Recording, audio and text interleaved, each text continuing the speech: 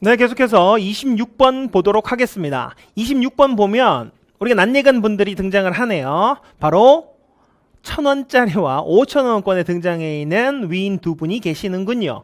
먼저 이 왼쪽에 오른쪽에 계시는 이분께서 누굽니까? 바로 1,000원짜리 권에 등장하고 계시는 퇴계 이황 선생님이십니다.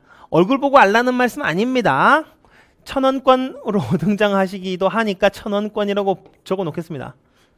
5,000원권에 등장하는 이 율곡 이이 선생이네요. 헷갈리면 이렇게 하시면 됩니다. 율곡 이이 어머님 누구십니까? 신사임당 아닙니까? 신사임당 5만원이 5,000원을 나왔다 생각하세요. 자, 율곡 이이고요. 퇴계 이황입니다.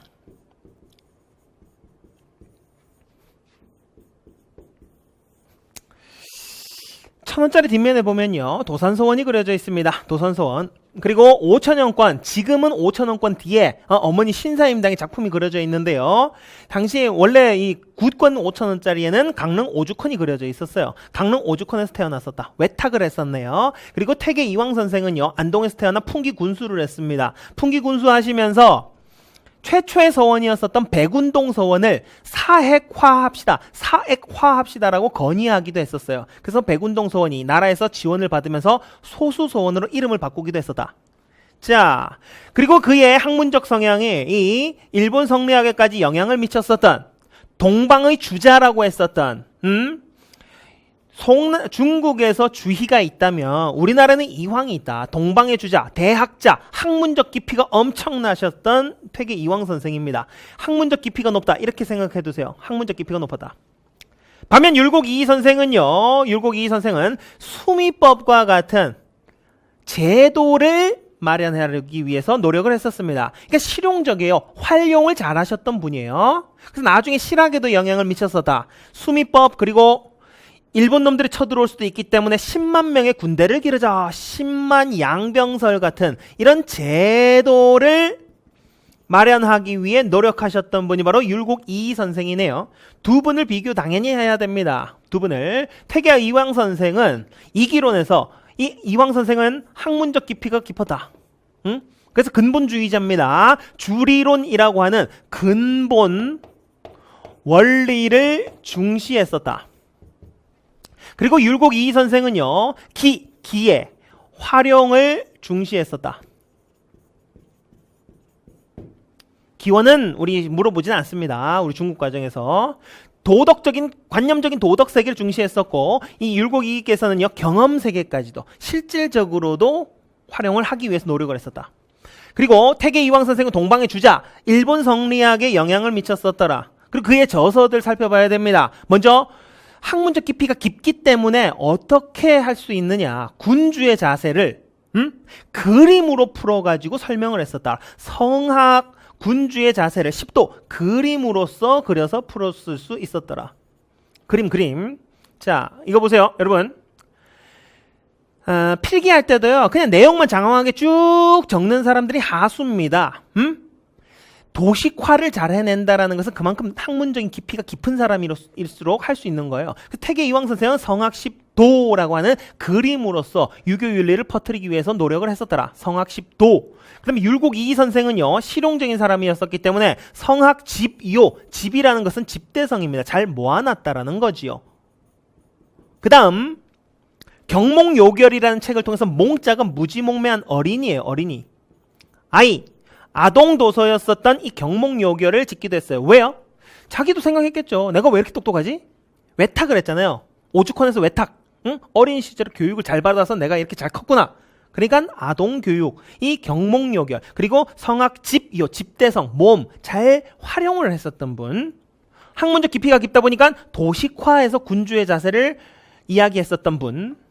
자, 성학 10도 답이 바로 나왔네요. 그림. 학문적 깊이가 깊었다. 퇴계 이황 선생. 강화학파를 형성했었던 사람은 이제 정제두라고 조선 후기에 등장했었던 양명학자입니다. 정제두. 그 다음에 백운동 서원의 사액을 청원했었던 인물이 아까 누구라 그랬었죠? 이황 선생이었었죠. 백운동 서원이 나라에서 돈을 지원해줘야 됩니다. 풍기 지역이 있었어요, 이게. 그래서 군수가 이걸 건의하니까 나라에서 인정을 해주었더라. 그래서 소수서원이 됩니다. 소수서원. 만권당에서 원의 학자들과 교류하여 만권당이라는 것은 고려 말에 등장했었던 성리학 수용기구에 원나라에 설치했었던 성리학 연구기관입니다. 그러니까 이 두 분과는 관계가 전혀 없죠. 그리고 북벌 운동을 주도했었던 인물은 아까 전에 등장했었던 예송 논쟁 때 등장했었던 송시열이라는 인물입니다.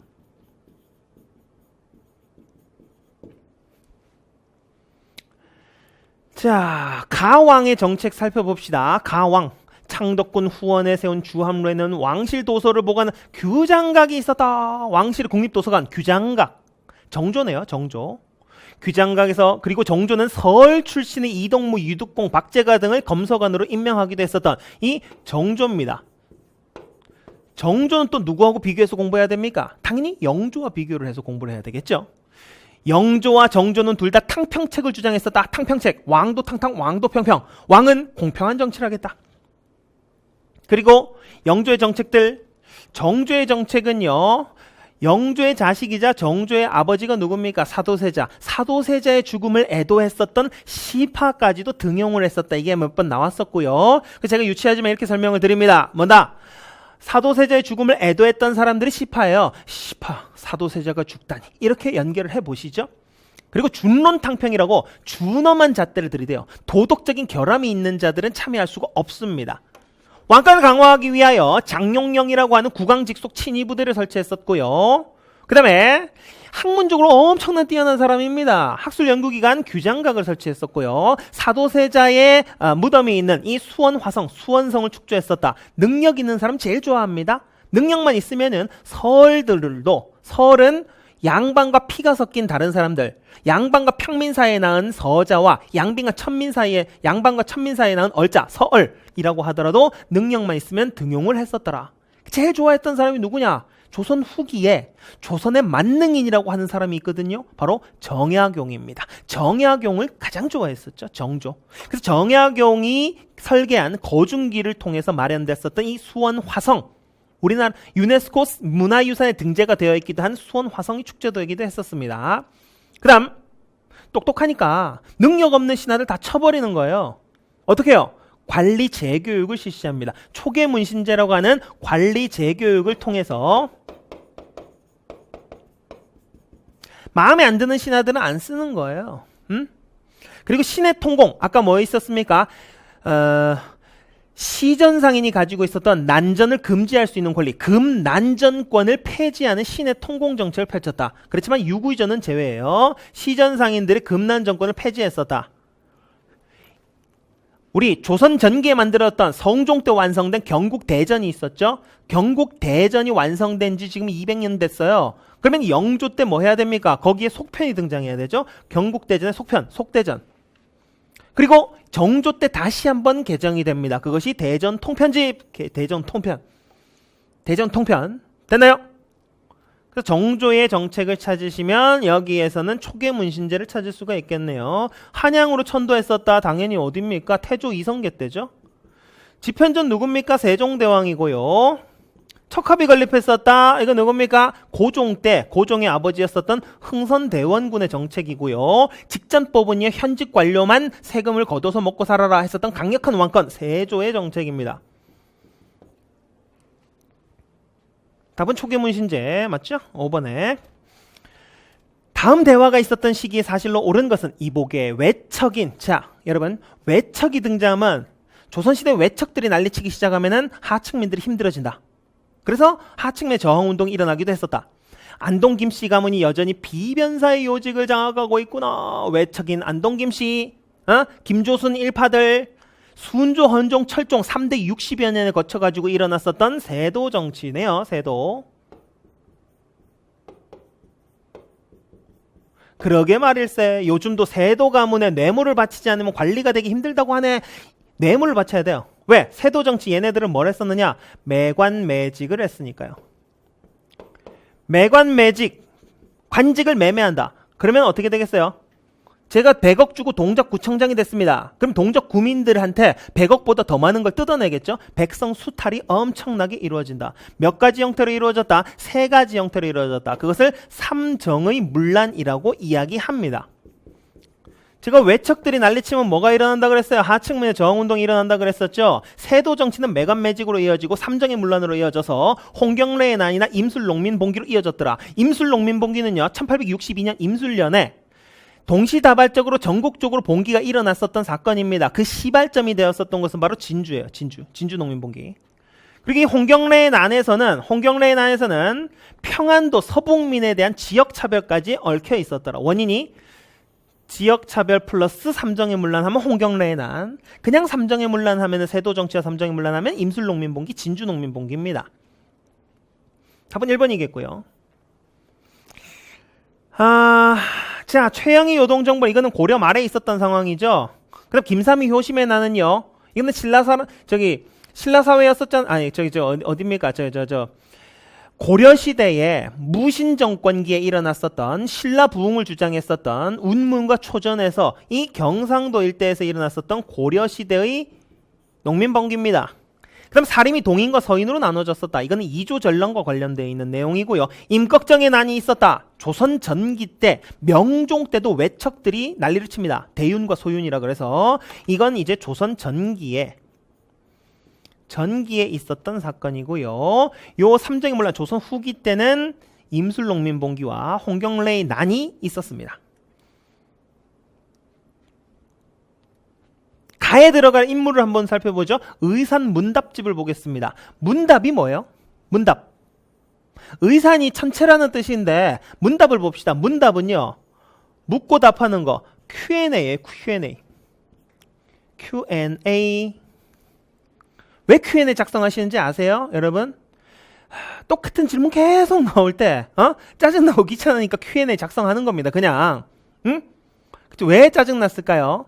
이 홍대용이라는 인물이 천체관측의 대가였었는데 이 사람이 어떤 획기적인 주장을 했었냐면 지구는 둥글다. 지구 구형설. 그리고 지구는 움직인다. 응? 그리고 우주는 무한하다. 이런 얘기들을 했어요. 지구가 둥글고 움직인대요. 그러면 조선시대에 그 사람들이 뭐라고 얘기했겠어요? 야, 안 움직이네. 이렇게 했겠죠? 지구가 둥글면 내가 어떻게 서 있냐? 이딴 소리 했을 거예요. 그래서 거기에 대해서 Q&A, 문답집을 작성해가지고 보여주기 시작을 했었다. 어리석은 사람이 이제 질문을 합니다. 그러면은, 일식을 본 적이 있는가? 월식을 본 적이 있는가? 달이 사라질 때 어떻게 사라지는 것인가? 그러면 둥글다가 초승달로 된다. 그 모습이 뭐와 관련이 있다는 거예요? 지구도 둥글고 달도 둥글고 둘 다 움직이는데 이것이 서로 겹칠 때 흐려졌다가 안 겹치면은 보름달로 나타난다. 이런 것들을 설명해 놓은 문답집, 의산 문답. 지전설, 천체관측, 혼천이 제작했었고 화이론적 세계관을 비판했었던 이 홍대용입니다. 그래서 홍대용을 공부할 때 이렇게 하시면 돼요. 왠지 지구가 돌고 있을 것 같아요. 홍대용 됐나요? 지구가 돈다. 천체관측. 홍대용에 대한 설명이고요. 그리고 홍대용은 참고로 중상학파입니다. 중상학파, 상공업을 중시했었던 중상학파. 자, 안양은요, 우리나라의 성리학을 최초로 도입했었던 고려 말의 유학자가 바로 안양입니다. 그 다음에 박제가라는 인물도 중상학파로서 상공업을 중시했었고 술의 선박, 화폐 사용을 중시했으며 소비를 장려했었던 인물, 정몽주 고려의 충신 이방원에게 죽음을 당한, 그 다음에 정도전은 조선의 설계자 이방원에게 죽었네요. 자, 중농학파, 중상학파는 반드시 나옵니다. 한 문제 혹은 두 문제가 나와요. 보통 한 문제, 많이 나오면 두 문제 나오니까요. 반드시 공부를 하시기 바랍니다. 요 내용에서 다 돌고 돕니다. 의산 문답이 뭐라고요? 문답 Q&A, 천체 관련된. 30번. 조선 후기 미술 작품인 가에 대해서 알려줄래? 국립중앙박물관에 있어 추사 김정희 작품 하나밖에 안 봤습니다. 추사체 글씨체하고요. 그림 뭡니까? 바로 세한도, 늘 푸른 소나무를 이야기해놨었던 김정희의 자존심. 제주도 유배되었을 때 책을 보내준 제자 이상적에 대한 고마움, 오랫동안 서로 잊지 말자라고 했었던 인장을 통해서 그림을 그린 추사의 마음을 보여주고 있더라. 이거 뭐예요? 세한도. 우리는 외롭게 이렇게 서 있지만 절대 변하지 않는다라는 것을 보여줬었던 조선 후기의 선배의 기계를 보여줬었던 이 세한도입니다. 김정희의 세한도 플러스 추사체라고 하는 추사 김정희의 남성적인 글씨체가 있어요. 추사체 이 두 가지 알아두시고요. 몽유도원도는 몽유병 생각해야 되겠죠. 세종의 셋째였었던 안평대군이 꿈속에서 논일던 것을 이 안견이 그림으로 그려놨었던 몽유도원도, 지금 일본 델리박물관에 소장되고 있는 점점 흐려지고 있는 그림입니다. 조선 전기 인왕제색도 인왕산과 금강산을 그렸다. 이것은 우리나라 산이죠. 그래서 이거는 꿈속산이고, 조선전기 이거는 진짜 경치를 보고 그린 진경산수화예요. 겸재정선의 진경산수화, 금강산, 금강전도, 인왕제색도, 인왕산을 그림으로 그렸었다. 조선 후기입니다. 조선전기, 조선후기, 조선후기. 그리고 조선전기 15세기에 강해안의 고사관수도, 자연 속에 있는 인물의 내면 세계를 섬세하게 표현했다라는 평가를 받는 작품. 그 다음에 영통동구도는요, 강세황이라는 인물이 김홍도의 스승입니다. 이 인물이 서양화법을 배우기 시작을 했더라. 서양화법을 도입해서 그림 영통동구도입니다. 좀 서양 정물화 기법이 들어가 있다고 하는데 조금은 이질적이에요. 다음 상황이 전개되던 시기의 사실. 요거 참고로 이 5개 그림은요, 다 중요한 거예요. 다 정답으로 나와도 이상하지 않은 작품들입니다. 15세기 조선, 그 다음에 이 조선 전기의 몽유도원도, 이 두 가지가 조선 전기 15세기 작품이고요. 그럼 조선 후기 작품들이 세한도, 인왕제색도, 영통동구도입니다. 31번 봅시다. 다음 상황이 전개되던 시기 사실. 어제와 오늘 이틀 사이에 모이는 원납전. 원납전이 뭡니까? 원래 납부하는 거야. 강제기부금이죠. 강제기부금. 경복궁 중건을 위해서 마련했었던 강제기부금이네요. 이거 백성들이 원망을 엄청나게 했었다. 강제기부금. 흥선대군의 개혁 중에서 좀 문제가 되었었던 것이 바로 이 경복궁 중건 사업이었는데요. 경복궁 중건을 위해서 원납전을 징수했었고, 원래 납부하는 거야. 강제기부금. 그 다음 상평통보의 100배 가치에 달하는 당백전을 발행해가지고 물가가 엄청나게 올랐더라. 흥선대원군의 패착, 바로 경복궁 중건입니다. 자, 속대전은 아까 누구였습니까? 경국대전의 속편 개념으로서 영조 때 제작이 되었었고, 사군 육진을 개척하고 현재의 국경선을 완성했었던 세종대왕 때의 일이고요. 강동 6주를 획득했었던 것은 서희의 외교 단판이었었죠.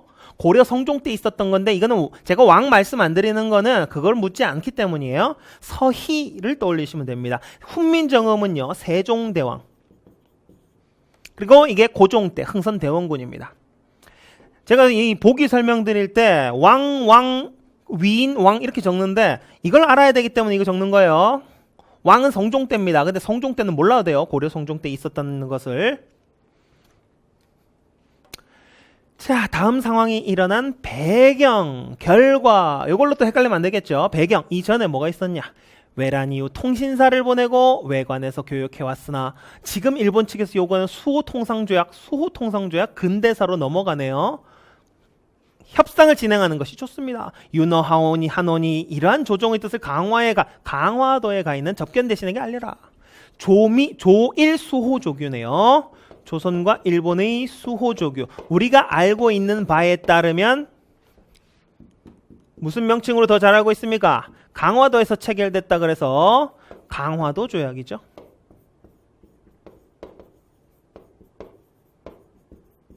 최초의 근대적 조약이자 일본과 맺은 최초의 근대적 조약이자 불평등 조약이었었던 강화도 조약입니다. 일본 놈들은 누구에 의해서 개항을 당했느냐? 미국에 의해서 개항당했어요. 미국의 패턴은요, 페리 제독을 보내가지고 대포를 빵빵 쏩니다. 장사하자. 싫다. 기다려봐. 빵빵빵빵. 이래도 안 할래? 그러면 일본 놈들이 수긍을 하는 이런 형태였어요. 그걸 일본 놈들이 그대로 배워가지고 우리나라에 적용을 했던 거죠. 그래서 우리나라에도 당연히 배를 보내야 되겠죠. 배. 무슨 배를 보냅니까? 운요호라는 배를 보내서 대포 빵빵 쏘기 시작했다. 미국한테 배웠어요. 5번이 답입니다.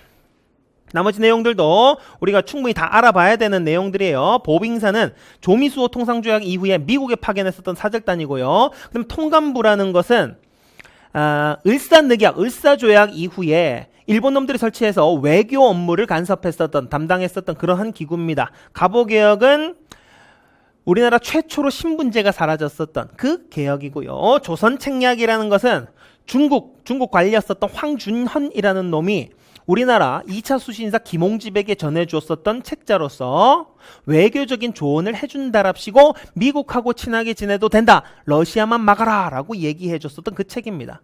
이 조선책략이 유포되고 난 다음에 우리나라에서는 미국과 수교는 안 된다. 영남 만인소가 일어나기도 했으나 미국과 수교가 체결되었다. 조선책략.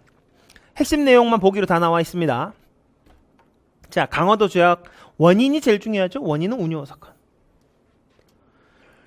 가 시기의 경제 상황 한번 볼까요? 이모군란을 누가 진압했습니까? 청나라가 진압을 했습니다. 그래서 조선과 청나라 사이에서 자, 강화도 조약 이후에 일본 놈들은 항구를 꽉 잡고 있었어. 항구. 그러니까 청나라가 이모군란 진압한 후에 우리한테 어떤 권리를 달라 그랬냐면 상민 수륙이 뭐요?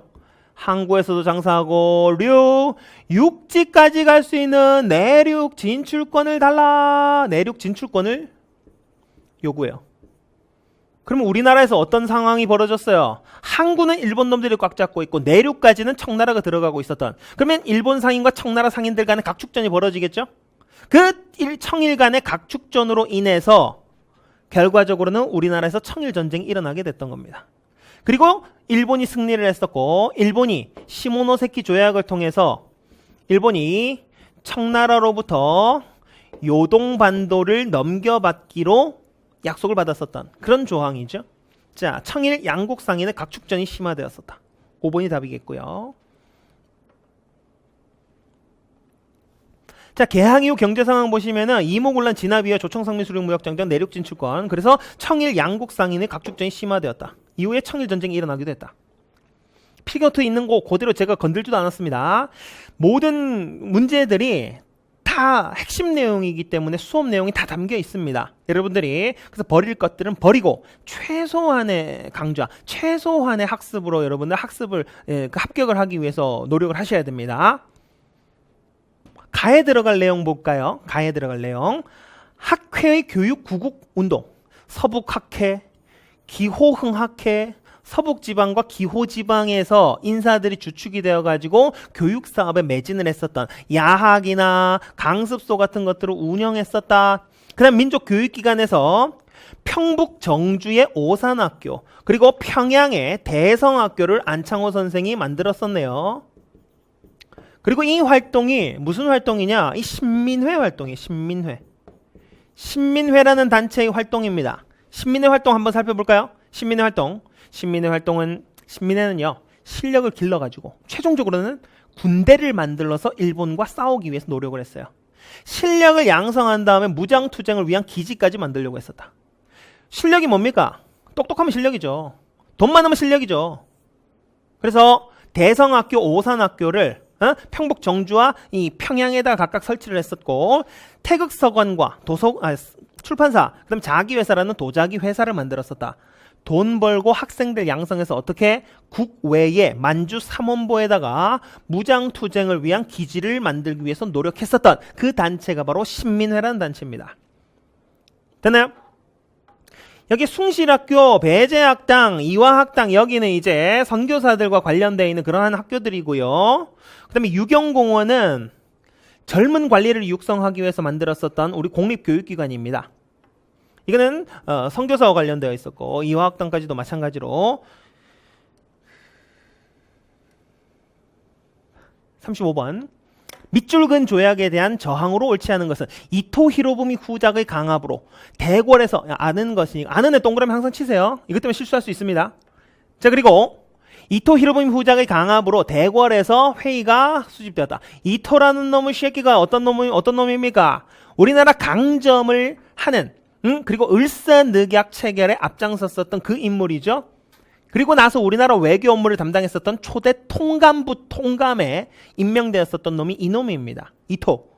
그래서 안중근 의사께서 북만주 하얼빈에서 저격해버렸었던 그 놈이 바로 이토예요.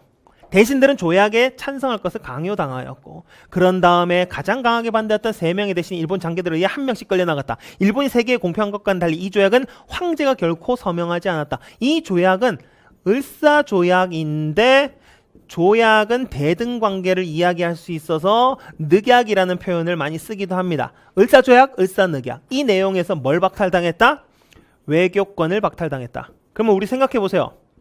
외교권이 없는 나라가 나라입니까?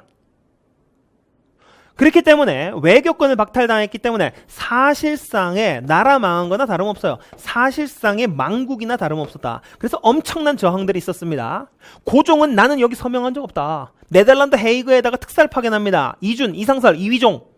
그래서 부당함을 알렸었고 외국인 영어 교사 헐버트를 미국에다가 파견했어요. 유경공원 영어 교사였었던. 그다음에 이재명이라는 인물은 이완용 저격을 시도했었다가 칼을 3번을 찔렀는데 이완용이 살아났었죠. 약관인 이재명이 그 재판장에서 과감히 외쳤었던 한마디가 있었죠. 재판장이 너 어린 놈이 혼자 살 일 없고 공범이 누구냐 했을 때 이재명 선생께서 내 공범은 2천만 조선동포요 어디 다 잡아가 보시오 했었던 그 패기 이재명 선생.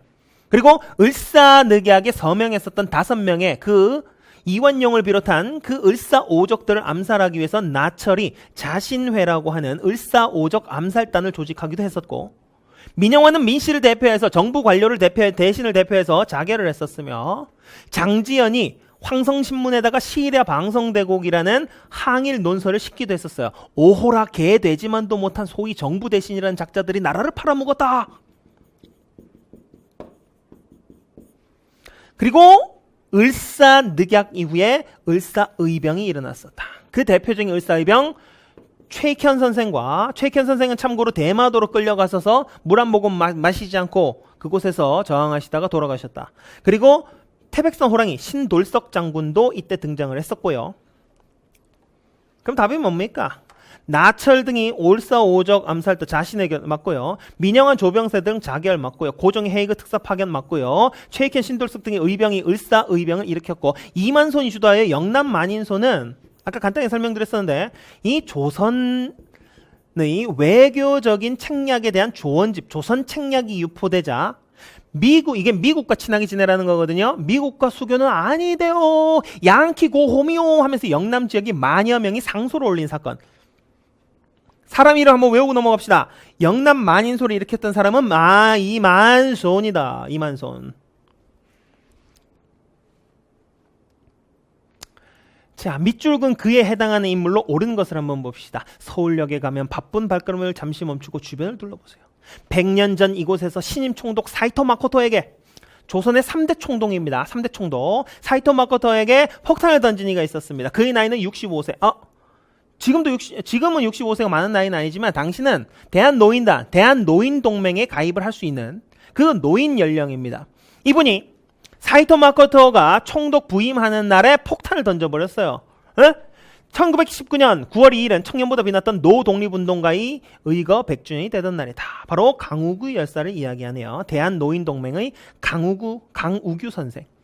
자, 한 명 죽인 것이 뭐가 의미가 크다는 것이오? 그것이 아니에요. 그것이 누군가에게선 저항 정신을 불러일으키고 누군가에게는 씨앗이 되어서 자라올라서 그 저항의 투지가 계속해서 퍼져나가게 되더라. 제가 강우규 선생을 설명할 때는 항상 여기서부터 시작합니다.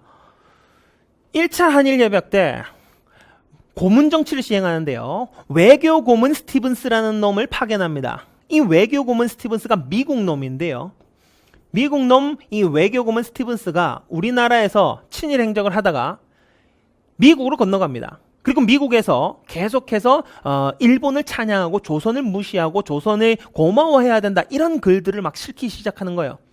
그래서 당시에 우리 한인사회가 형성되어 있었는데 그 한인사회에서 스티븐스를 항의 방문을 합니다. 누가요? 바로 장인환 선생과 전명훈 열사가, 장인환 전명훈 열사가 찾아가게 됩니다. 먼저 전명훈 선생이 이제 스티븐스를 꾸짖다가 둘이 싸움이 붙습니다. 그때 뒤늦게 발견했었던 장인환 선생이 총으로 스티븐스를 저격했었던 스티븐스 사살 사건이 있었죠. 장인환 선생에 의한. 이게 단순히 한 명을 죽인 것이 아니에요. 이러한 것들이 울림이 되어서 나는 장인환 선생을 존경한다 하셨던 분이 바로 누구냐? 안중근 선생이. 안중근 선생. 이 안중근 의거에 영향을 미칩니다. 그리고 평소 안중근 선생을 존경하고 있었던 이 강우규 선생이 조선의 3대 총독 사이코 마코토의 부임식 날 폭탄을 던져버렸었던 대한노인동맹의 그 활동을 찾아볼 수 있더라. 그래서 누군가에게 계속 이렇게 연결되어서 결국에는 이러한 울림들이 더 많은 청년들에게, 더 많은 군인들에게 이제 쏟아져 들어갔기 때문에 한국광복군이라는 광복 활동, 이 독립전쟁까지도 이어갈 수 있었던 것 아닌가 합니다. 그래서 이 세 분을 같이 알아두시기 바랍니다. 대한노인동맹 강우규 선생입니다. 안중근 선생 보셨죠? 장인환 선생, 안중근 선생, 강우규 선생 같이 알아두시고요. 나석주, 이분은 강점기 때 동양척식 주식회사에 폭탄 투척하셨던 의열단 단원이었었고요. 김익상 선생은 조선 총독부에 폭탄 투척하셨던 단원이셨고, 이봉창 선생은 한인 애국단 출신으로 일왕 마차에다가 폭탄을 투척하셨던 그런 분들입니다. 이분들도 강점기 때 다 살펴봐야 되는 그런 분들이에요. 일어난 순서들 한번 봅시다. 서재필이 귀국하여 독립신문을 창간하였다. 독립신문. 독립협회 활동이네요.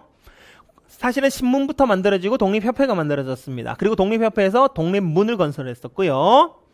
독립협회 활동. 고종이 대한제국 수립을 선포하였다. 고종이 지금 원래 어디가 있었냐면 아관 파천으로 러시아 공사관에 가 있었어요. 근데 독립협회가 계속 돌아와 하니까 돌아왔던 겁니다. 응? 그리고 관민공동회에서 헌의육조를 발표하였었다. 관민공동회는 관과 민이 하나가 돼서 일으켰었던 그런 연설회입니다. 그곳에서 헌의육조라고 하는 법조항을 만들게 되었더라. 자, 볼까요? 어디서부터 여러분 이게 시점을 잘 정하셔야 돼요. 딱 그 사건이 있다 그래서 그 사건만 공부하시면 안 되고 일련의 흐름상 어디서부터 봐야 되느냐? 청일전쟁부터 봐야 돼요. 청일전쟁에서 일본이 승리했었다. 그래서 일본 놈들이 시모노세키 조약을 통해서 요동반도를 넘겨받기로 했었더라. 근데 이 요동반도의 군침을 삼키고 있었던 놈들이 누가 있었느냐? 러시아, 프랑스, 독일이 있었어요. 러프독. 그래서 러시아, 프랑스, 독일이 삼국 간섭을 하기 시작합니다. 그래서 아직은 일본이 약했기 때문에 요동반도를 다시 넘겨주게 돼요. 이 모습을 보고 외세 의존적인 성향이 매우 강했었던 이 명성황후 민비가 어떤 선택을 하게 되었었던가? 청나라한테 계속 요청했었는데 일본한테 안 되네. 근데 일본보다 누가 더 세다? 러프독 3국이 더 세네. 그러면 나는 친러시아 정권을 수립해야 되겠다. 여기에 대한 반발로서 명성황후 시해 사건 을미사변을 일으켰습니다. 일본 놈들이. 그러놓고서는 뭐라고 하느냐? 개혁을 계속하지 않으면 계속해서 이렇게 당할 수 있다. 그래서 개혁을 하게끔 강요하게 됩니다. 그래서 을미사변 이후에 을미개혁이 일어났었고 을미개혁 내용 중에 단발령이 있었어요. 단발령. 좀 잔인하지만 이렇게 설명할게요. 명성황후의 목을 잘랐다. 고종의 머리카락을 잘랐다. 거기에 대한 분노로 인해서 최초의 의병, 을미의병이 일어나게 됩니다. 이제 혼자 남은 인물이 누굽니까? 바로 고종이죠. 그럼 고종은 신변의 위협을 느꼈기 때문에 러시아 공사관으로 피신을 하는 아관 파천을 단행하게 됩니다. 그리고 아관 파천 이후에 우리가 러시아한테 의탁을 하고 있으니까 당연히 이권을 많이 뺏기겠죠. 러시아한테 금광도 뺏기고 탄광도 뺏기고 나무까지도 벌목을 해가고 심지어 벌목한 나무를 보관해 놓는다고 절용도라는 섬을 내놓으래요. 부산 영도 그 섬을 내놓으라는 요구까지도 하게 됐었던 러시아. 그러니까 우리나라에서는 어떤 움직임들이 있습니까? 고종이 돌아와야 된다. 러시아 공사관에서 돌아와야지 안 뜯긴다. 라고 독립협회에서 엄청 얘기를 하게 되죠. 응? 자, 독립신문이 창간되고 독립협회 활동이 일어났었고 독립협회 활동은 만민공동회 그리고 이곳에서 헌의육조가 발표가 됩니다. 헌의육조. 그리고 돌아왔었던 고종이 환궁 이후에 대한제국을 선포하고 광무개혁을 추진하게 되었더라. 됐습니까? 이 독립협회 활동이에요. 독립신문 창간했었고 독립협회 활동이 있었고 그리고 고종이 돌아와서 대한제국을 선포했었더라.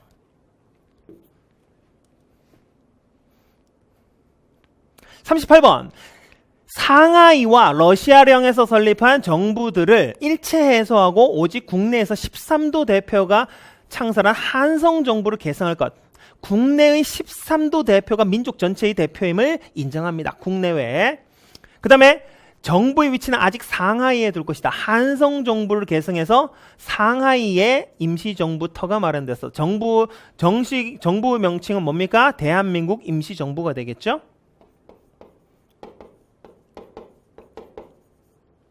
대한은 크다라는 뜻이에요. 근데 대한제국을 이었다라는 의미도 일부 내포하고 있고요.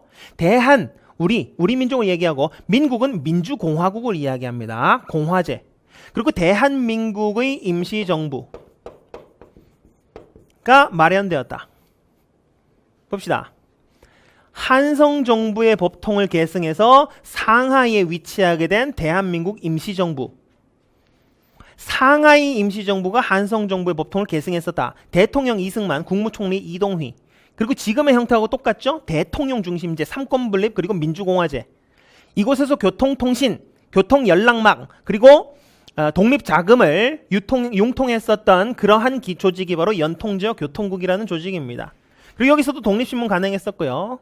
모든 역사가 바로 대한민국의 역사입니다. 당시에. 그래서 사료편찬부를 설치하게 됐었고, 독립자금을 받으면 그만큼의 어음을 써주게 되어 있어요. 그것이 바로 애국공채, 독립공채. 그리고 백산상의 일용양행 같은 것들을 통해서 돈을 벌기도 했었고, 이곳이 바로 대한민국 임시정부 활동입니다. 이 대한민국 임시정부의 초대 대통령 누구라고요? 이승만이죠. 이승만 대통령은 하버드대와 프린스턴대의 석사 박사 출신인데요. 이분이 이제 국제정치와 외교에 대한 전문가입니다. 그래서 이 사람이 취했었던 독립노선은 외교 독립론. 외교적인 노력으로 독립을 쟁취하겠다.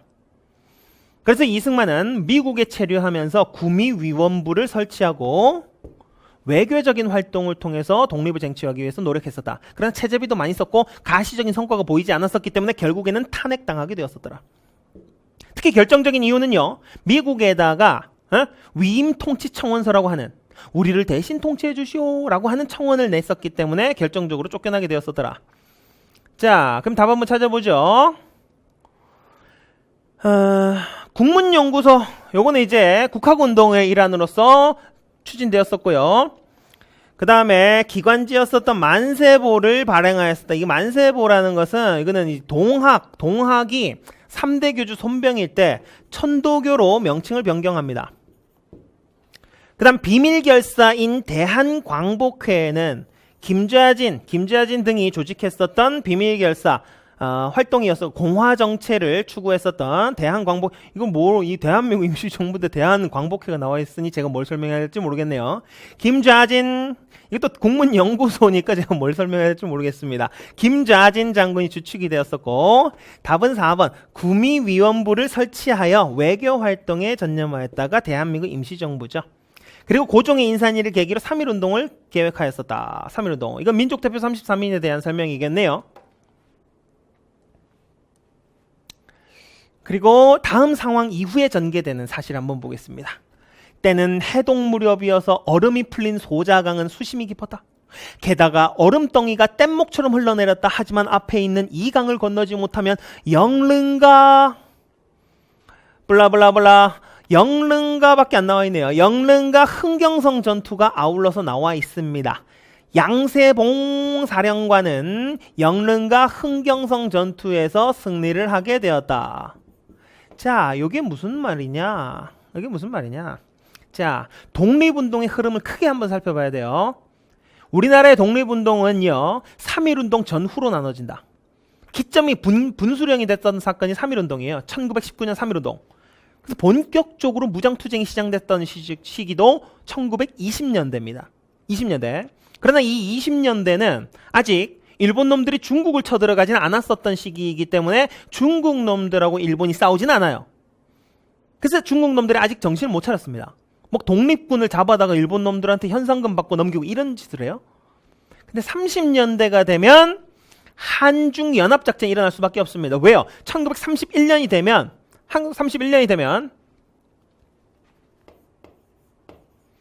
만주를 쳐들어가는 만주 사변을 일으키거든요. 일본 놈들이. 그리고 1937년이 되면 중국 본토를 쳐들어가는 중일 전쟁을 일으키게 됩니다. 그 전쟁의 규모가 보다 확대가 되더라. 이렇게 되니까 중국 놈들도 정신 차리는 거죠. 야, 한중 연합작전 해야 되겠다. 한중 연합작전이 30년대 대거 일어나게 됩니다. 먼저 영릉과 흥경성에서 영흥이라고 알아놓으시고 북한에 영흥이라는 지방도 있어요. 지역도 있어요. 영흥, 영릉과 흥경성. 그리고 제가 독립운동의 쓰리봉 말씀드리죠.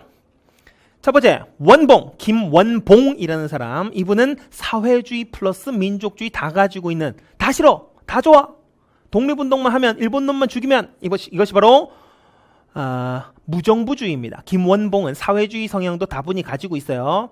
투봉, 김두봉, 독립동맹을 이끌었었던 북한의 김일성 다음가는 넘버 2, 이 바로 김두봉입니다. 사회주의자죠. 세봉, 쓰리봉, 양세봉. 양세봉 장군이 들어가도 이것도 사회주의 성향이에요. 사회주의 성향. 조선혁명군 이렇게 살펴보시면 됩니다. 조선혁명군 사회주의 성향은 양세봉 장군이 이끄는 조선혁명군이 사회주의 성향을 가지고 있어요. 그다음 북한의 지명 영흥에서 승리를 했었다. 중국 공산당과 함께 한중연합작전을 이끌었었고, 한국 독립군 지청천, 여기도 하나 외워놓고 넘어가죠. 한국 독립군 총사령관 지청천, 한국 광복군 총사령관 지청천. 이 지청천이라는 인물이 이끌었었던 한국 독립군과 한국 광복군, 이들은 수많은 전투에서 승리를 합니다. 사도하자, 쌍성보, 대전자령, 수수 없이 많은 전쟁에서 승리를 했으나 중국의 배신으로 인해서 좀 위기를 겪었었던 적도 있고요. 그리고 중국 관내에 조직된 최초의 독립부대라고 할 수 있는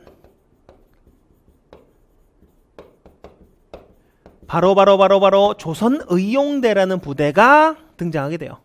이 조선의용대 안에는 김원봉과 관련되어 있습니다. 김원봉이 아까 뭐라 그랬죠? 원봉, 사회주의도 있고 민족주의도 있고, 이 조선의용대에서 사회주의도 있고 민족주의도 있습니다. 그래서 조선의용대 내에 있었던 사회주의계와 민족주의계가 있어요. 이 사회주의계는 조선의용군으로, 그리고 민족주의계는 임시정부 밑에 있었던 한국광복군으로 들어가게 됩니다. 편입돼요. 그리고 조선의용군이 북한인민군이 되는 거고, 한국광복군이 대한민국 국군이 되는 겁니다. 그러니까 이 조선의용대가 얼마나 중요한 부대입니까? 이곳에서 민족주의와 사회주의가 다 있었다. 사회주의 계열은 이쪽으로, 민족주의 계열은 이쪽으로. 일부는 조선의용군으로, 일부는 한국광복군으로. 이 활동이 30년대 마지막에 등장을 했었더라. 됐습니까? 그래서 조선혁명군, 영릉과 흥경성, 양세봉, 조선혁명군. 이 조선혁명군 활동은 1930년대에 있었던 한중연합작전이다. 이렇게 알아두시고요. 여기에 속해 있지 않은 것들부터 소거해 나가기 시작하겠습니다. 13도 창의군이 서울 진공작전을 펼쳤었다. 이것은 강점기 이전이에요. 강점기 이전에 정미의병 시절에 있었던 일입니다. 1907년 정미의병 시절에 있었던 일이에요. 그리고 북로군정서군이 청산리 대첩에서 승리를 거두었었던 것은 1920년 얘기입니다. 우리나라 독립저항 역사상 가장 큰 전과를 올렸었던 청산리 대첩, 김좌진 장군이 이끌었었던 북로군정서군, 1920년대고요. 조선의용대가 조직되어서 항일전쟁에 참전하였었다. 이게 1930년대예요. 30년대도 30년대 말이죠. 그 답이 3번인데 일단 나머지 소거해서 풀어볼 수 있는지 봅시다. 1번 아니죠? 2번 아니죠?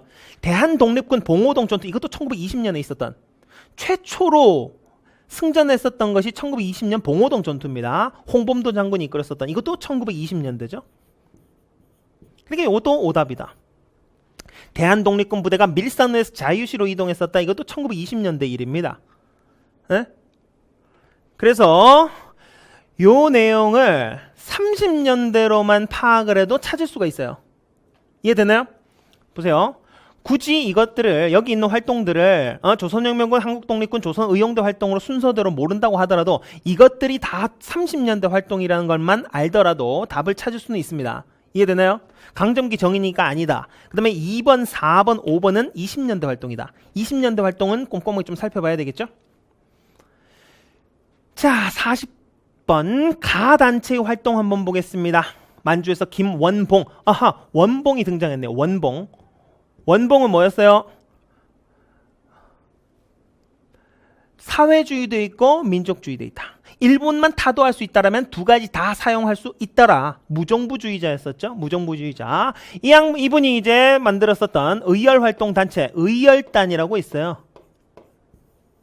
영화 같은 스토리. 그래서 영화가 가장 많이 영화화되었었던 이 의열단 활동 한번 살펴보도록 합시다. 김원봉 선생이 만들었고, 원봉 무정부주의 아나키스트 폭탄 투척하셨던 사람들이에요. 그래서 엄청난 활동들을 많이 했었습니다. 그러다 보니 무시한 강령을 가지고 있어요. 그 강령을 누구한테 작성해달라 그랬었느냐? 서서세수하는 분 있다 그랬었죠? 누굽니까? 바로 신채호 선생입니다. 신채호 선생. 신채호 선생이 서서세수를 하셨어요. 일본 놈들에게 항복하는 것도 굴욕적인데 세수 따위 하면서 고개를 숙일 수는 없다 하셨던 그 강성주의자, 민족주의 역사학자 신채호 선생한테 김원봉이 부탁을 합니다. 선생님, 저희 강령 좀 하나 적어주시죠. 오케이, 조선혁명선언이라는 강령을 신채호 선생이 적어준다. 감당할 수 있겠니? 그 혁명선언이라는 것은 우리의 유일한 무기는 폭력이다. 폭력은 우리 혁명의 유일한 무기다. 우리는 끊임없이 폭력, 암살, 파괴, 폭동으로 강도국과 일본 통치를 타도하겠다. 무시무시하죠? 그것처럼 일본의 각종 식민지 시설에다가 폭탄 투척하셨던 분들이 바로 이 의열단 활동입니다. 김익상 제일 높은 건물 조선 총독부에 폭탄 투척하셨다. 김상옥 높은 건물인데 옥이 있다. 구치소 생각하시고 종로경찰서. 김지섭 일본 1왕이 건너가고 있었던 이준교 다리에다가 폭탄 투척하셨다. 나석주 동양척식 주식회사 폭탄 투척하셨다. 박재혁 부산경찰서에 폭탄 투척하셨다. 이러한 무정부주의 아까 봤었던 조선의용대 활동과 맞닿아 있습니다. 그리고 조선의용대에서는 민족주의, 사회주의 다 들어가 있었죠. 그래서 민족주의는 한국광복군으로, 사회주의 계열은 조선의용군으로 이렇게 각각 들어가게 되었었더라. 됐나요? 의열동 활동 봅시다. 독립공채, 애국공채 이거는 임시정부 활동이고요.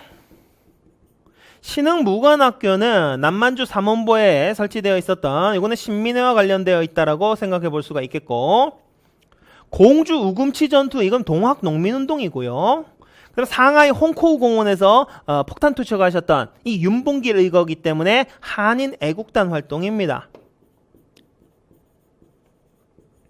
조선혁명선언 강령으로 했었던 이 신채호 선생의 조선혁명선언 이게 답이 되겠고요. 그래서 여러분들 이 의열 활동을 공부할 때는 한인 애국단 이봉창 윤봉길 선생의 의거까지 같이 공부를 하셔야 돼요. 왜냐면 오답지에 이미 등장을 하고 있기 때문에 한인 애국단이. 아시겠죠? 그 다음 밑줄근 법령이 시행되던 시기에 있었던 일 여보게 들었는가. 과일 장사하는 이 씨가 익지 않은 감을 순사에게 적발되어 15대의 태형 회초리 15대를 맞았대요. 조선 태형령. 자, 일본 놈들은 우리를 어떻게 통치하고 있는 겁니까? 강압적으로 무단 통치죠. 1910년대에 있었던 무단 통치입니다. 조선 태형령이라는 거예요. 무단 통치. 이 무단 통치 때 뭐가 있었나요? 헌병이 경찰을 통치한다. 밀리터리 폴리스. 그 다음에 조선 태형령, 즉결 처분. 교사가 칼을 차고 다니는 나라를 본 적이 있습니까? 나는 그런 나라의 백성이 왜다 라는 풍자, 문구가 있을 정도. 채만식에. 그 다음에 언론 집회 결사의 자유가 없었고요. 경제적으로는 기반을 가져갔다. 즉 기반이 되는 토지를 조사해가지고 가져가는 토지조사 사업. 회사 차릴 수 있다? 허가제로 실시해서 회사 못 차려요. 각종 기반들 다 수탈해 갔었던 이 무단 통치입니다. 헌병경찰제가 시행되었었던 답이 1번이군요. 자, 경성제국대학과 암태도 소작쟁이는 이거 20년대에 있었던 활동이고, 미국 공출제도와 여자정신근로령은 1937년 중일전쟁 이후의 상황입니다. 그래서 우리가 1910년대 정책, 1920년대 정책, 1930년, 40년대 정책인데 40년대 정책은 37년을 기준으로 해서 병참 기지화 정책, 그리고 37년 이후의 국가총동원령과 민족말살 정책 이렇게 구분을 하셔야 됩니다. 10년대, 20년대, 40년대는 37년 기준으로 하나 뒤쪽. 그래서 네 시기로 구분하셔가지고 풀 수 있으셔야 됩니다. 밑줄근 계획이 실시되던 시기 배꼽이 배의 10배, 과도한 수리조합비, 쌀 폭동이 일어나는 등 식량 위기가 발생하자 쌀 생산을 대폭 늘리겠다는 계획, 산미증식 계획이네요. 산미증식 계획의 실체를 한번 볼까요? 산미증식 계획. 자, 10년대는 뭘 가져갔다? 기반을 가져갔으니까 토지 자체를 가져갔어요. 20년대는 뭘 가져갔다? 산물을 가져갔어요. 산미증식 계획. 이게 뭐냐? 미국 생산을 늘려서 늘린 만큼 가져가겠다는 거예요. 근데 늘어난 거는 맞아요. 증가는 맞지만 목표에는 턱없이 부족합니다. 이만큼 늘어났다고요. 그런데 수탈하는 것은 지들이 원하는 대로 수탈해 갔다. 그래서 우리가 세끼 먹던 것을 농사는 조금이라도 잘 됐는데 두 끼 먹게 됐다. 1인당 미국 소비량이 확 줄었습니다. 자, 증산량보다 많은 쌀이 일본으로 반출되었다. 3번이 답이 되겠네요.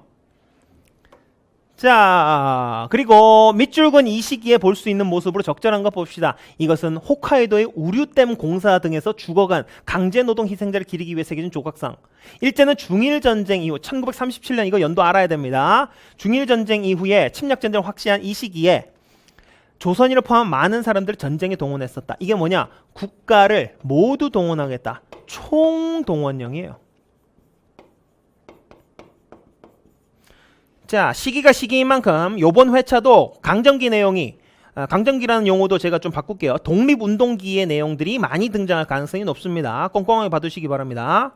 자, 국가 총동원령이라는 게 뭐냐? 모든 것을 동원한대요. 37년 중일전쟁 이후에 모든 것이라 함은 물적 자원 플러스 인적 자원까지 인적 물적 자원에 대한 수탈이 심화되었다. 그래서 식량 배급제를 실시합니다. 식량 배급제. 식량을 왜 배급을 했느냐? 산물을 100% 다 가져가니까요. 다 가져가니까 우리는 뭐 먹고 삽니까? 만주에서 생산되는 저품질의 개돼지 사료로 쓰는 옥수수 같은 것들을 끓여서 주기 시작을 해요. 그게 식량 배급제입니다. 물적 자원뿐만 아니라 인적 자원도 가져갔었다. 징용, 강제로 끌고 가서 일을 시켰다. 학도병 끌고 갔었다. 징병 끌고 갔었다. 정신대 근로령, 성노예로 끌고 갔었다. 그리고 민족 말살 정책의 일환으로서 우리가 여기에 반대를 하겠죠. 끌고 가지 마라. 그럼 뭐라 그러겠어요? 이것은 일본의 전쟁이 아니라 니들의 전쟁이기도 하다. 왜? 조선이라는 민족은 이미 없어졌기 때문에 민족을 말살시키려고 했었어요. 내선일체 일본과 조선은 같다.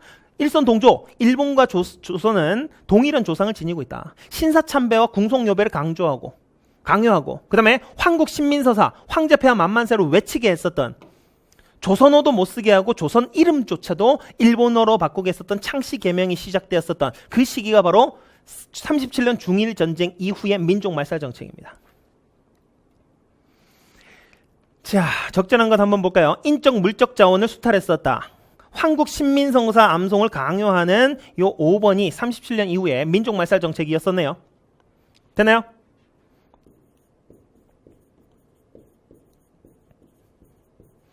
다시 얘기합니다. 강점기의 정책은 10년대, 20년대, 3, 40년대인데 3, 40년대는 37년 중일전쟁을 기점으로 나눠야 된다. 가단체에 대한 설명. 이것은 1928년 2월 15일 창립 1주년을 맞아 신의주 지회 인사들을 촬영한 기념사진이다. 뒤쪽의 벽에 이 단체 강령이 붙어있다. 우리는 정치적, 경제적 각성을 촉진한다. 단결을 공고히 한다. 기회주의를 부인한다. 이거는 딱 봐도 신간의 강령입니다. 신간의 강령. 한번 봅시다. 우리나라의 독립운동 계열이 민족주의 계열과 사회주의 계열로 나누어져 있어요. 이 민족주의 계열이 다수예요. 다수. 그래서 일본놈, 이 지주들이나 학자들도 여기 다 들어가 있어요. 그러니까 일본놈들이 친일파로 끌어들이기 위해서 누구한테 접근을 하냐? 이 다수였던 민족주의자들한테 접근을 하기 시작을 합니다. 그래서 민족주의가 네 분을 겪어요. 일본과 타협하는 타협적 민족주의. 이들이 주장했었던 것이 자치론입니다. 자치론이 뭐냐? 일본은 지배를 인정하고 지방자치제처럼 자치를 조금씩 얻어내자, 이런 논리입니다. 근데 이들은 결코 독립할 마음이 없어요. 우리가 자치권을 조금 더 얻어내자, 많이 성장했다, 와하하, 이런 식이에요. 이놈들이 그러니까 친일파입니다. 타협적 민족주의자 자치론자예요. 반대로 타협하지 않겠다라는 비타협적 민족주의자들이 있었죠. 이 비타협적 민족주의와 사회주의 계열이 언제 함께 해봤느냐? 이분들이 1926년 60만세 운동에서 같이 해봤어요. 이 둘이 60만세 운동 같이 해봤어요. 그랬더니 이 똑똑한 양반들이 기획을 기가 막히게 해놓고 이 활동성 있는 이 양반들이 거리로 나서니까 이 활동이 시너지 효과가 장난 아니더라. 그래서 사회주의 단체였었던 정우회라는 단체에서 선언을 하나 하게 돼요. 정우회 선언. 무슨 선언을 했었느냐? 우리 일본 놈들한테 벗어날 때까지만이라도 하나의 정당을 만들어보자. 민족 유일당 운동을 이야기하게 돼요.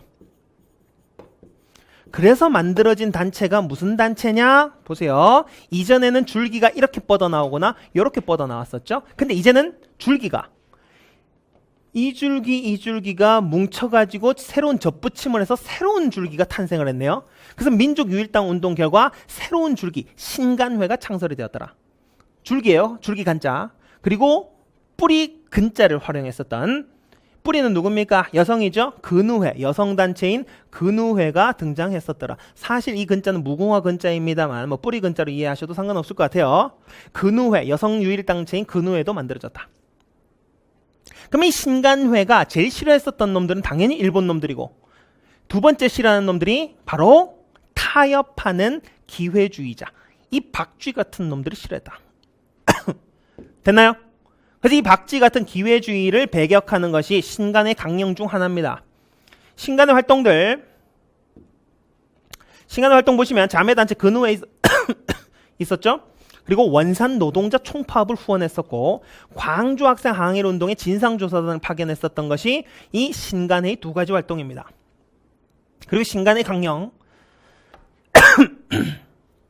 죄송합니다. 자, 정치적 경제적 각성을 촉구한다. 그리고 우리는 단결한다. 기회주의자 없애버리자. 이 신간의 활동이에요. 신간의 활동 두 가지 뭐라고요? 두 가지. 광주 학생 항일 운동의 진상조사단 파견, 그렇죠. 원산 노동자 총파업에 후원을 갔었다. 됐나요?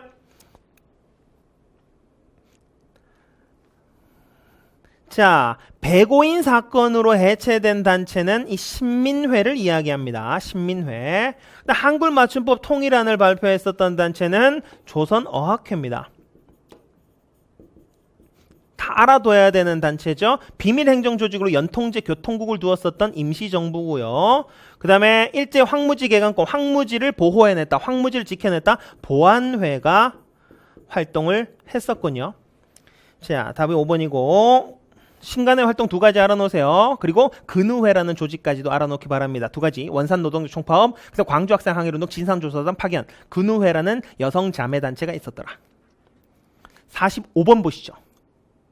다 같은 조선민족이지만 백정이니 피쟁이니 갑바치니 천인이니 하여 그 무엇이 특별한 조건이 있는 것처럼 왜 천대와 학대를 하며 멸시하는가? 다 같은 인생으로, 다 같은 조선 사람으로, 다 같은 남자로, 다 같은 여자로 짐승이나 또는 저 무엇으로 대우할 이유가 무엇인가? 우리들은 이와 같은 생각에 없던 눈이 띄었으며 없던 귀가 뚫렸으며 없던 입이 벌어졌다.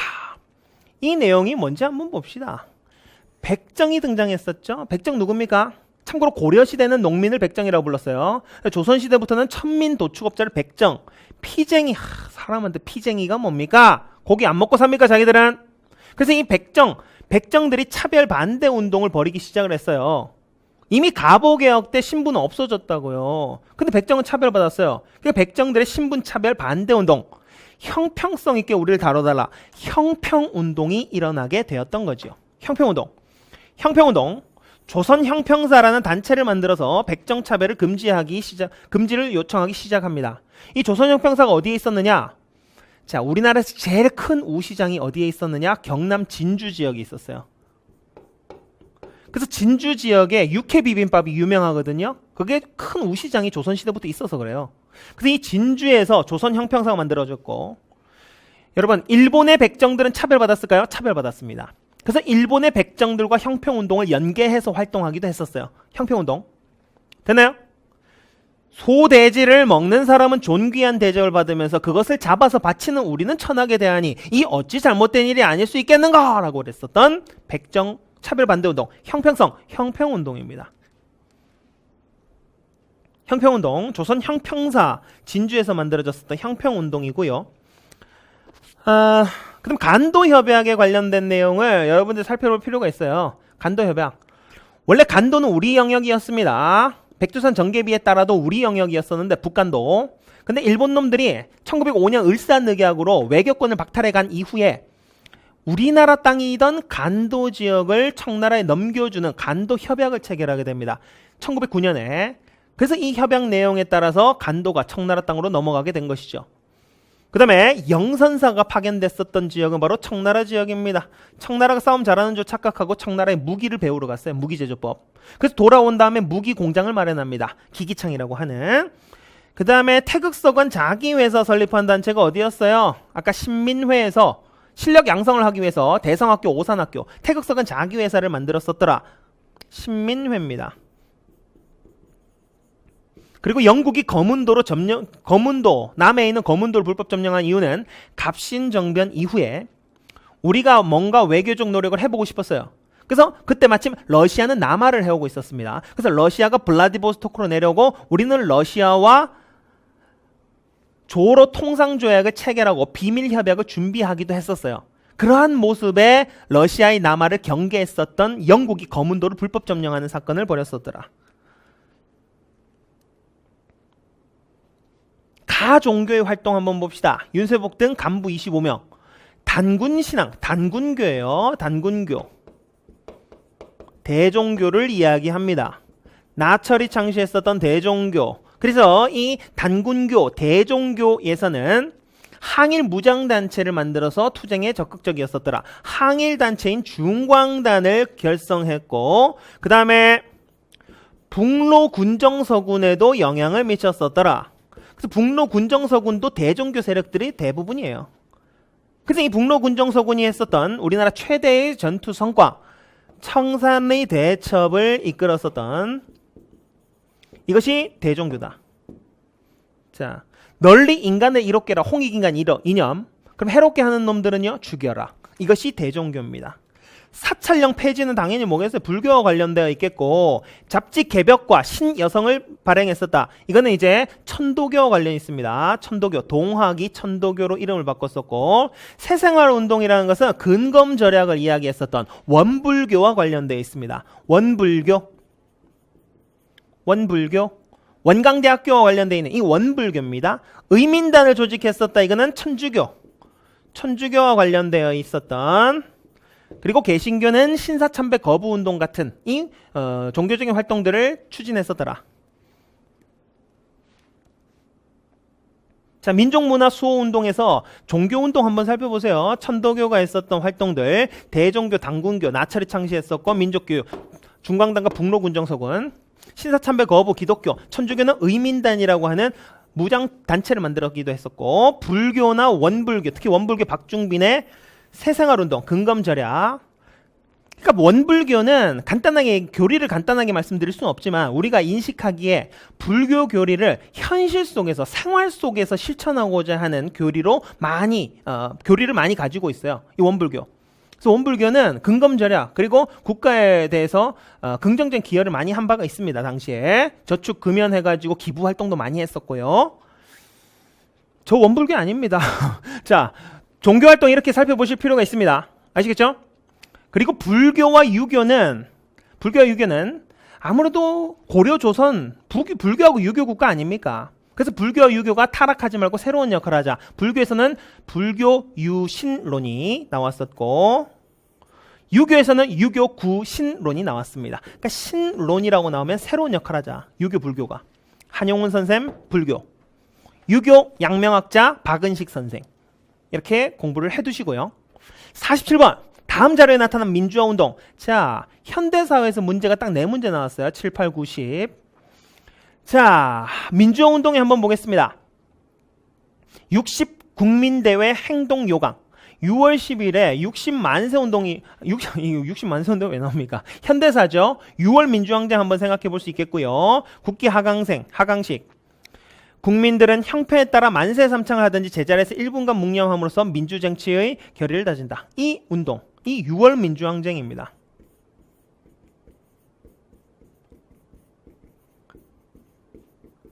자, 전두환, 신군부, 요새도 망언을 일삼고 있는 그 신군부 전두환 정권 때 일어났었던 전국적인 민주화 운동이 있었죠. 그것이 바로 1980년 신군부가 등장하자마자 일어났었던 5.18 광주 민주화 운동이 있었고요. 그 다음에 임기 마지막에 있었던 1987년 6월 민주항쟁이 있었습니다.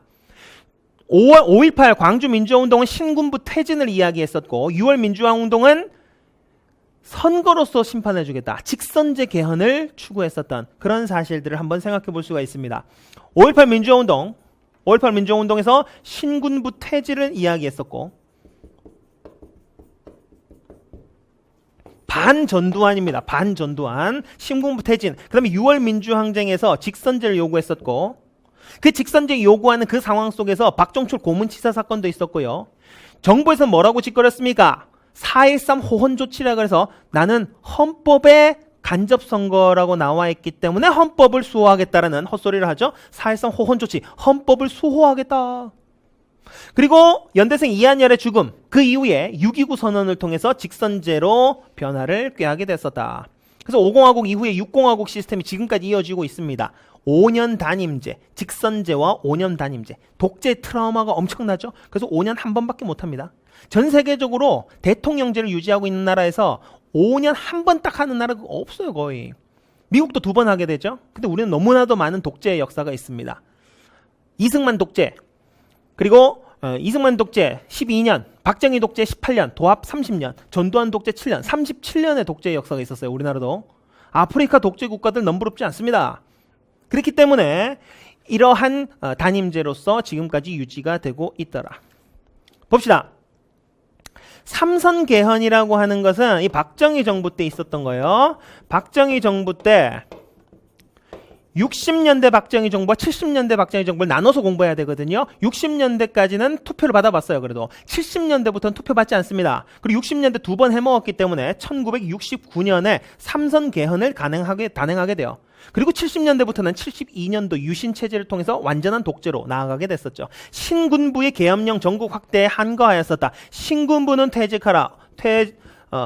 신군부 나가라 했었던 5.18 광주 민주화 운동이죠. 1980년. 굴욕적인 한일 국교 정상화에 반대하였었다. 이거 대학생들의 6.3 항쟁이 있었는데요. 이 국교 정상화 1965년도 박정희 정부에서 있었던 한일 국교 정상화 그리고 한일 협정, 이때 문제가 지금까지도 좀 남아있었던 측면이 있죠. 경제발전 자금을 마련하겠다라는 명분 하에 당시에 사과를 받아주는 것 플러스 그 당시 민간 배상까지도 다 뭐 합의했었다라는 것이 일본의 지금 주장이기 때문에 우리가 지금 아직 청산되지 않은 과거 속에서 살고 있는 거겠죠. 자, 여기에 대해서 대학생들의 반대 시위가 있었어요. 그게 6.3 항쟁이라는 겁니다. 그 다음에 이승만 대통령이 하야라는 용어도 좀 마음에 들진 않는데요. 하야라는 건 스스로 물러나다. 사실 스스로 물러난 거 아니죠. 쫓겨난 거죠. 그게 이제 4.19 혁명이었었고 대통령 직선제 개헌이 이루어졌었던 것이 바로 6월 민주항쟁입니다. 48번 가에 들어갈 인물 한번 봅시다. 노동운동가, 서울평화시장 3.14에 견습공으로 취직했었고 바보에 조직했었고 이 노동운동가 70년이니까 박정희 정부에 대한 반발이었었네요. 박정희 정부 때는요 경제성장을 포커스로 잡았을 때 빛과 그늘이 있습니다. 수출 100만 달러를 극복했었다. 1, 2차, 3, 4차에 걸친 경제개발 5개년 계획을 통해서 한강의 기적을 이뤄냈었다. 등등 빛이 있지만 그 이면에는 희생됐었던 노동자들의 노동 기본권이 있었습니다. 그 인물들이 누구냐? 바로 전태일. 그리고 YH 무역사건을 주역이었었던 가발공장 여공들. 이런 인물, 이런 노동자들의 희생 속에서 그 빛을 볼 수 있었더라. 우리는 항상 빛과 그늘을 생각해 볼 필요가 있다. 전태일이죠. 6월 민주항쟁에서 희생됐었던 뭐 이한열 선생이나 그 다음에 뭐 박종철 고문치사 사건도 있었죠. 서울대생 박종철 고문치사 사건 6월 민주항쟁에서, 그리고 연대생 이한열이 6월 민주항쟁에서 희생됐었고, 그 다음에 5.18 당시에 시민군 대변인을 맡았었던 윤상원이라는 인물이 이제 처음으로 등장했었는데 우리가 교과서에서도 배우지 않는 인물이긴 합니다만 기억할 필요가 있겠죠. 5.18 당시에 시민군 대변인을 맡았다가 이제 계엄군의 총에 의해서 이제 사망하게 됐었던 윤상원 열사. 그 다음에 장준하 선생은요, 박정희 정부의 10월 유신체제에 반대했었던 유신반대 백만인 서명운동을 추진했었고, 참고로 한국 광복군 출신의 마지막 광복군이라고도 이야기하는 장준하 선생입니다. 이 인물이, 장준하 선생이 그 집 뒤에 있는 동산에 이제 등산을 갔다가 발을 헛디뎌서 실족사했었다. 유족들은 타살이라고 주장했었지만 유야무야 묻혔었고, 그 시신이 묻혀 있는 곳에 비가 억수같이 쏟아졌습니다. 그래서 그 시신이 파헤쳐지고 그 유골이 드러났는데, 유골을 옮기려고 봤더니 머리에 두개골에 이제 움푹 파여 있었던 그 상처가 보였더라. 그래서 타살로서 지금 추정되고 있는 장준하의 죽음. 박정희 정부에 반대했었던 유신반대 백만인 서명운동을 추진했었다. 장준하 선생입니다. 그리고 노동기본권을 원했었던 박정희 정부에 반발하면서, 반발은 아니에요, 대통령님 법을 지켜주세요 라고 했었던 전태일 분신. 답은 2번입니다. 기억해 두시죠? 백만인 유신반대 백만인 서명운동, 그리고 노동기본권, 그 다음에 5.18 민주화운동, 6월 민주항쟁 때 희생됐었던 인물들입니다. 그리고 여기 빠져있지만 4.19 혁명에서 김주열 의거가 있었죠. 4.19 김주열. 이 인물들이 우리가 민주화의 과정 속에서 기억해야 될 인물들이네요. 뭐 수많이 많이 있었지만.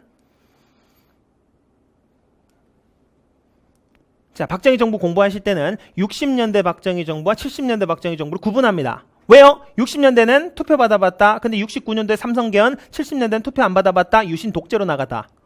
60년대는 1, 2차 경제개발, 3, 4차는 70년대. 60년대는 경제 발전 자금을 마련했다. 뭘로? 베트남 파병으로, 뭘로? 한일 협정으로 자금 마련했었고, 그 다음에 70년대는 박정희 정부에 어떻게 됐습니까? 성과가 있었다. 돈이 있으니까 경부고속도로, 새마을운동, 수출 100만 불 달성을 했었다. 그러나 그늘은 전태일 분신, YH 무역사건, 그리고 대기업 중심의 8.3 동결 조치 같은 것들이 추진되었었더라. 49번입니다. 다음 문서를 작성한 정부 시기의 사실. 장발단속이 웬 말입니까? 국민의 주체의식을 확립하고 건전한 사회기풍을 정착하기 위해서 장발을 단속한다. 국민의 일상을 통제했었던 시기가 언제냐? 1972년 박정희 정부 70년대에 그 상황입니다. 장발단속. 70년대 박정희 정부에서 유신체제였었죠. 이때 유신 헌법이 마련됐었고, 간선제로 통일주체 국민회의라는 곳에서 국민투표 직선제 없이 대통령이 되었었던 시기입니다. 그리고 이 유신체제 반대하는 사람들은 긴급조치라는 이름 아래 잡아가뒀었죠. 대학생들이 무단으로 수업을 빠지면 경찰서 와서 조사받아야 돼요. 너 데모했지? 이런 식으로. 그 시기, 국민의 일상을 통제했었던 시기가 바로 박정희 정부 70년대입니다. 어떤 식으로 일상을 통제했었느냐? 두발 단속, 장발 단속, 미니스커트 제한, 금지곡이 쏟아져 나왔고요. 그러한 시기가 70년대에 이어졌더라. 박정희 정부. 긴급조치죠? 긴급조치. 70년대 박정희 정부 유신체제와 긴급조치. 1번이 답이고요. 88 올림픽은 누굽니까? 돈이 있어야 준비를 합니다. 준비는 언제 했겠어요? 그러면 우리가 경기 호황이었었던, 3조 호황이었었던 전두환 정부 때 88 올림픽 준비 다 하고, 노태우 정부 때 88 올림픽이 열립니다. 노태우. 그 다음에 우리가 3번 같은 경우는 답이 되기가 힘들고요. 처음 등장하는 지문입니다. 금융실명제, 부동산실명제가 전격 시행되었었다. YS 김영삼 때였었죠. 그 다음에 국민생활기초보장법도 이것도 등장하지 않았었던 지문이고요. 우리가 알아둬야 될 내용이 1번, 2번, 4번 내용이네요. 자, 마지막 문제 한번 살펴볼까요? 50번. 현대사회에서 등장하는 것들은 주제가 4가지입니다. 3가지 플러스 알파예요. 첫 번째는 민주주의, 민주화 과정. 두 번째는 경제정책. 세 번째는 통일정책. 네 번째는 스포츠, 프로스포츠. 프로스포츠, 프로야구, 이게 전두환 때 출범했었다. 88 올림픽 하면은 노태우 정부. 2002년 한일 월드컵 하면 김대중 정부. 이런 식으로 살펴보시면 됩니다. 자, 통일 노력 볼게요. 고르바초프 대통령은 이번 정상회담에서 한국과 소련의 상호 협력을 약속하고 매우 평화롭다. 한국과 소련의 정상회담이 열렸다. 이거 뭐냐? 자, 88 올림픽이 언제 열렸다고요? 88 올림픽이 노태우 정권 때 있었죠. 전두환 정권 때 3조 호황 국면으로 호황이었기 때문에 준비를 다 해놨다가 그 다음에 88 올림픽이 노태우 정권 때 열리게 됩니다. 그런데 88 올림픽 이전 올림픽이 언제였냐? 1984년 LA 올림픽이었어요. 근데 LA 올림픽에 100개 국가도 참석을 안 합니다. 사회주의 국가들이 다 빠져버렸어요. 소련을 비롯한 사회주의 국가들은 LA 올림픽 참석을 안 했다고요. 그래서 올림픽이 폭망합니다. 그러니까 88 올림픽을 개최하는 우리나라는 사활을 걸고 누구를 끌어들여야 되는 거예요? 사회주의 국가들까지 다 참여시켜서 화해의 장을 마련할 필요가 있었겠죠. 그래서 노태우 정부에서는 소련과 중국과 공산주의 국가들을 다 끌어들이기 위해서 북방 외교를 추진합니다. 이 북방 외교, 77 선언 끝에 나왔었던 이 북방 외교, 이거의 배경에는 뭐가 있었다? 88 올림픽. 88 올림픽 망하면 어떻게 돼요? 안 되잖아요. 84년도가 망했다니까요. 사회주의 국가들 미국에서 하는 올림픽에 안 가겠다. 그러니까 소련과 중국과 수교를 맺기 시작을 했었죠. 이해되나요? 88 올림픽 노태우. 그러면 공산주의 국가하고 친하게 지내야 되겠네. 소련, 중국, 수교. 그리고 북한과 관련된 정책들도 많이 있습니다. 물론 그 이후에 지켜지지 않았지만 남북한 비핵화 공동선언도 있었고요. 유엔에 동시에 가입한 시기도 이때였었고요. 남북의 기본적인 합의를 하자. 기본 합의서. 남북 기본 합의서가 채택이 되기도 했었습니다. 남북 기본 합의서 채택. 이게 답인데요. 일단 자, 노태우 정부는요. 77선언, 88 올림픽. 그러니까 공산주의하고 수교 맺어야죠. 북한하고도 유화 정책 많이 추진했었습니다. 남북 기본 합의서, 기본적인 내용 합의하자. 기본적인 내용이 뭡니까? 서로서로 상호 체제를 인정하자. 그 다음에 상호 쳐들어가지 말자. 그 다음에 최초의 이산가족 고향 방문이 전두환 때 있었어요. 전두환 때 있었던 고향 방문 이후에 소식을 전하지 못했다. 그래서 남북한의 연락사무소 설치하자. 이런 내용들이 기본 합의예요. 그리고 아까 얘기했던 유엔 동시 가입과 비핵화 공동선언도 노태우 때 있었다. 많은 진전을 이뤘던 노태우 정부. 되나요? 그래서 소련, 중국 나오면 88 올림픽 때문에 끌어들 88 올림픽은 노태우. 남북 기본 합의서 기본적인 거.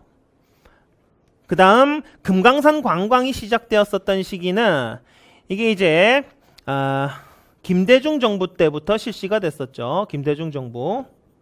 그리고 김대중 정부는 햇볕 정책 추진해서 대화와 경제 협력을 많이 했었고요. 최초의 남북한 정상회담이 남북 정상회담이 이루어졌었던 김대중 정부 때 6.15 공동선언까지 우리가 살펴봐야 되겠네요. 금강산 관광. 이것은 2008년 박광자 씨 피살 사건 이후에 지금 중단되고 있었던 이 사업입니다. 그리고 그 경의선, 동해선 같은 철도 복원 사업도 이때 추진이 됐었고요. 햇볕 정책. 그 공로를 인정받아서 이제 김대중 정부 때는 김대중 대통령이 최초의 노벨상, 노벨평화상을 수상하기도 했었고, 그러나 그 약속들이 뒤에 지켜지지 않아서 좀 문제가 되기도 했었던 김대중 정부입니다. 이거는 노태우 정부고요. 7.4 남북공동성명은요, 평화 통일 3원칙을 이야기했었던 박정희 정부 때의 일입니다.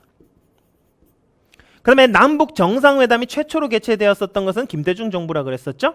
그 다음에 이산가족 고향 방문 최초로 성사시킨 시점은 전두환 정부입니다. 그래서 제가 전두환 정부를 이렇게 평가합니다. 어부지리. 경기가 최고 호황이에요. 왜? 그냥 그때 세계 경기가 좋았어요. 그리고 중국이 시장 개방을 하기 전입니다. 중국이 개방 안 하니까 우리 물건이 잘 팔렸었죠. 그래서 전두환 때 돈이 많았어요. 3조 호황. 그리고 전두환 정부 때 대북 정책 별다른 거 한 게 없거든요. 근데 최초의 이산가족 고향 방문이 실시되기도 했었다. 그리고 이때에 이산가족 찾기 KBS 특별생방송이 대중매체가 생긴 역사상, 인류 역사상 가장 많은 사람들이 의견을 주고받은 사례로 기록되고 있습니다. 그래서 이산가족 고향 방문 KBS 영상물이 유네스코 기록유산에 등재가 되어 있기도 하다. 많은 것들을 얻어 걸렸네요. 전두환. 자, 요 시기 이미지화 해놓는 게 중요해요. 노태우는 뭐 이미지화? 88 올림픽. 그거 준비하려면 친하게 지내야지. 공산주의 북한. 이렇게 연결해서 나머지를 찾으셔야 됩니다. 전두환은요, 어부질이 얻어 걸렸다. 3조왕 경기 좋았어. 그 다음에 이산가족 고향 방문도 최초로. 그런 독재자. 됐습니까? 정권별로 이미지화 해놓으시기 바라고요. 요번 회차하고 대동소이하게 나올 것 같습니다. 근데 난이도는 조금 올라갈 수 있어요. 요번 회차가 합격률도 그렇고 난이도가 조금 낮았거든요. 문제 풀 때 70점 맞기 위한 난이도가 낮았어요. 그렇지만 여러분들이 핵심 내용에 중시해가지고 공부를 하신다면은 이거는 틀릴 수 없습니다. 아시겠죠? 잘 선택하셔서 시험에 나오는 것들 위주로, 핵심 내용 위주로 잘 살펴보시고 여러분들 따셔야 되는 그 자격증 반드시 획득하셔서 여러 가지 요건들을 갖추시기 바랍니다. 아프지 마시고 계획하신 대로 공부하시고 좋은 성과 있기 바랍니다. 네, 고생하셨습니다.